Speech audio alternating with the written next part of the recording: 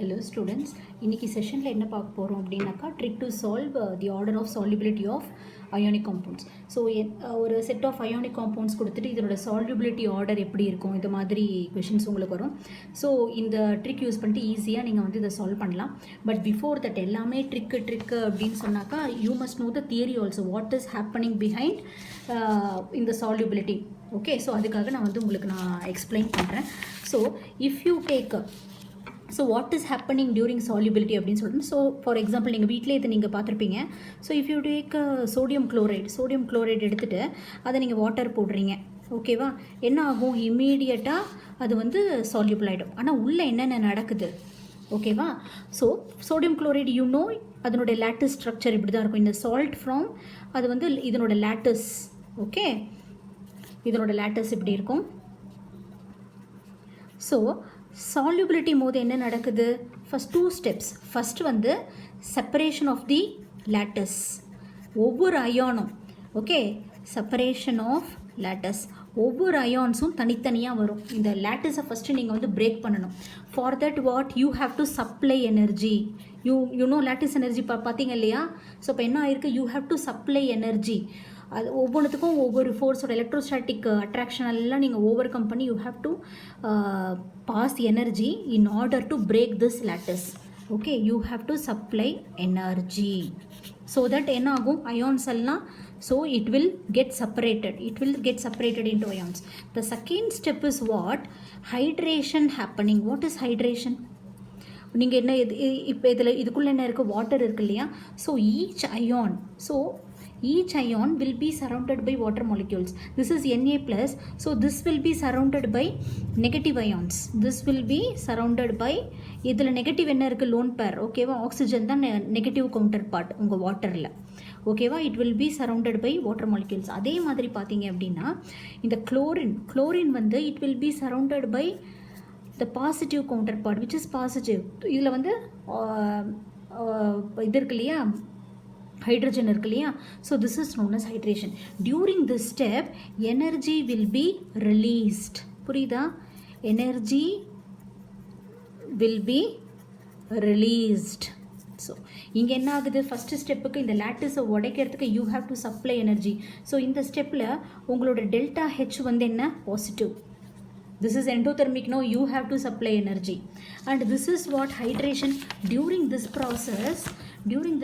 process energy will be released. Del H is negative. புரியுதா? இது ரெண்டுத்தும் overall என்ன நடக்குதுன்னு பார்க்கலாம். இது ரெண்டுத்தினுடைய overall del H positive, del H negative, இது ரெண்டும் சேர்ந்து total del H in 2 steps it must be negative. அப்படி வந்தால் தான் ஒரு சால்ட் வந்து சால்யூபிள் ஆகும். அது எதை பேஸ் பண்ணி சொல்கிறோம் அப்படின்னா, கிப்ஸ் ஃப்ரீ எனர்ஜி தெர்மோடைனமிக்ஸில் படிச்சிருப்பீங்க இல்லையா? del G is equal to del H minus T del S, ஓகேவா? ஸோ ஃபார் ஒரு ரியாக்ஷன் ஸ்பான்டேனியஸாக நடக்கணும் அப்படின்னா என்ன இருக்கணும்? del G must be negative, ஓகேவா? del G must be நெகட்டிவ்னா இந்த இடத்துல del H என்னவாக இருக்கணும்? நெகட்டிவாக இருக்கணும். del S must be positive, ஓகேவா? Entropy must be positive, del H must be negative. அப்போ தான் டோட்டலாக உங்களோட del H வந்து நெகட்டிவ் வரும் ஃபார் அ ஸ்பான்டேனியஸ் ப்ராசஸ். நீங்கள் வந்து இப்போது வீட்டில் நீங்கள் வந்து உப்பு கரைக்கிறீங்க, ஸ்பான்டேனியஸாக தானே நடக்குது. Are you supplying any energy? Heat பண்ணுறீங்களா? கிடையாது. ரூம் டெம்பரேச்சரில் சால்ட் போட்ட உடனே என்ன ஆகிடுது? உங்களுடைய சால்ட் வந்து சால்யூபிள் ஆகுது. It is spontaneous. That means what? Your energy released during hydration energy was very much large enough to overcome this lattice energy. இதிலிருந்து சப்ளை ஆன, ஓகே, this is what உங்கள் lattice energy. Okay, this is second stepல வந்து hydration energy. This is hydration energy. So ஓவராலாக இந்த 2 ஸ்டெப்புக்கும் வர்றது டோட்டலாக del H வந்து நெகட்டிவாக இருக்கணும். அப்போ தான் உங்களுடைய சால்ட் வந்து ஈஸியாக சால்யூபிள் ஆகும். புரியுதா? So the hydration energy must be very large enough when compared to the lattice energy. அப்போ தான் இதுக்கு நீங்கள் எதனா எனர்ஜி நீங்கள் சப்ளை பண்ணிங்களா? அப்போ அந்த எனர்ஜி எங்கேருந்து கிடச்சிது? அந்த லேட்டிஸ் எனர்ஜிக்கு தேவைப்படுற energy it was given by the energy released during the hydration process. Hydration process le release actually and the energy that was supplied to overcome this lattice energy. So this what happening in your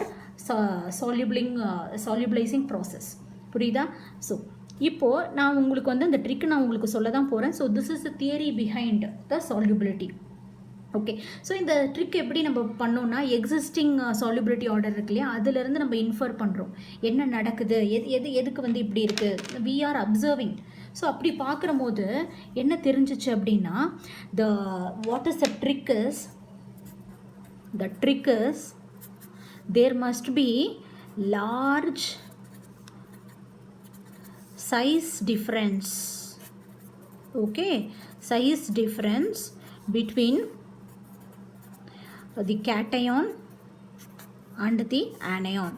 So எதுக்கு கேட்டயானுக்கும் ஆனியானுக்கும் ஒரு major size difference இருந்துச்சு அப்படின்னா, that salt was highly soluble. இதை தான் வந்து நம்ம infer பண்ணோம். Okay, so என்ன அப்படின்னா என்ன அர்த்தம், என்னவா இருக்கணும்? So this is your cation, உங்கள் கேட்டயான் இதுன்னு வச்சுக்கோங்க. Okay, your anion must be very large. Okay, are okay, if your cation is very large, okay, your anion must be very small. புரியுதா? either this or this. இந்த மாதிரி இருந்ததுன்னா these salts are highly soluble. okay, so this is your cation, your anion. புரியுதா? Cation ஸ்மாலாக இருந்ததுன்னா உங்கள் anion வந்து very பிக்காக இருக்கணும். அதே மாதிரி உங்கள் கேட்டயான் வந்து ரொம்ப லார்ஜர் சைஸ்னால் your anion must be very small. புரியுதா? So this is the trick. So உங்களுக்கு தெரியுமா what is ionic compound? Ionic compound என்ன? Ionic compound is formed between what?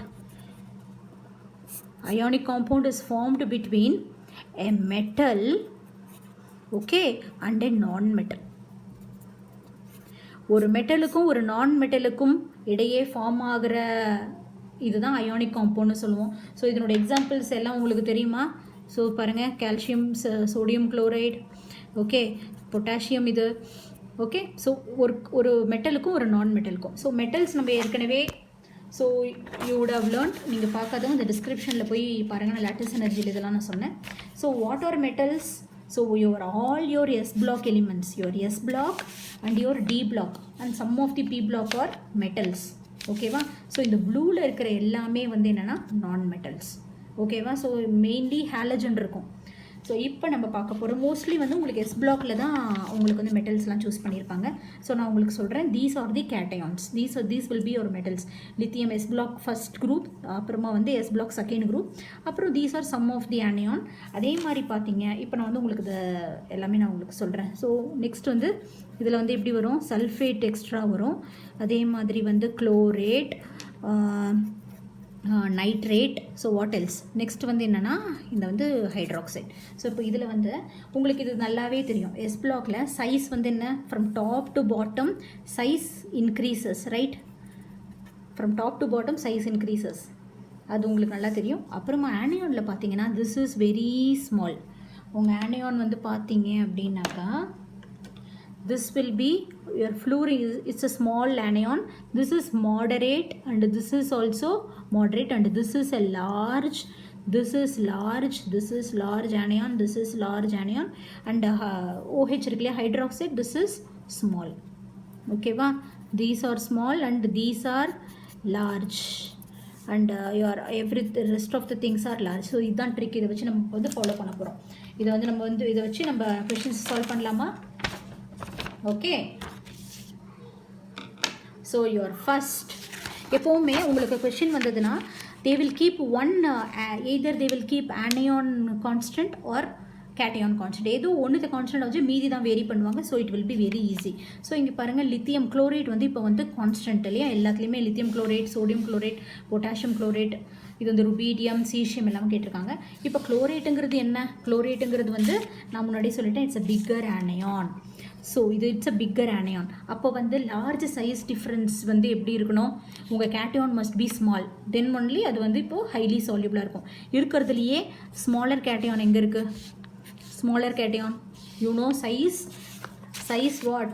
From top to bottom it increases. So this is small when compared. So this is smaller cation. So the order is like this. Okay, next nitrate. Nitrate என்ன bigger anion, correct? So இதுவும் lithium தான் small. So the size is, so the trend is like this. Next iodide என்ன bigger. So your cation must be small. இது small இதில் sodium potassium. So like this. Okay, next bromide வந்து எப்படி இருக்குது? It's moderate. ரொம்ப சின்னதுன்னு சொல்ல முடியாது, இட்ஸ் மாடரேட்டுங்கிற போது இதுதான் லித்தியம் ஒன்லி. ஓகே